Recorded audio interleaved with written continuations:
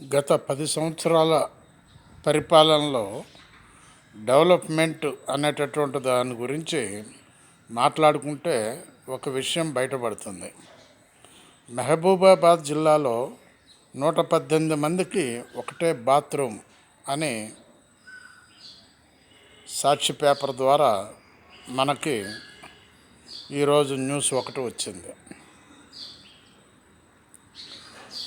118 మంది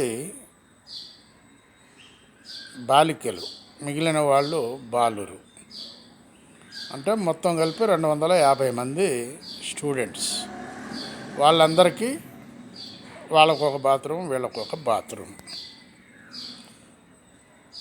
మగపిల్లలు కానీ ఆడపిల్లలు కానీ బాత్రూమ్కి వెళ్ళిన తర్వాత ఒక బాత్రూంలో 10 మంది పోస్తే 11వ వాళ్ళకి బాత్రూమ్ అనేది రాదు. అది సైకలాజికల్. అది మరి ఇట్లాంటి స్కూలు 10 సంవత్సరాలు పరిపాలనలో ప్రధానోపాధ్యాయులు అనేక సార్లు చెప్పడం జరిగిందని చెప్తున్నారు పేపర్ స్టేట్మెంట్.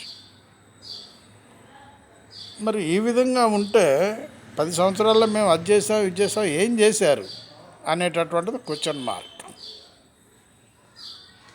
ఒకసారి ఆలోచించండి ప్లీజ్.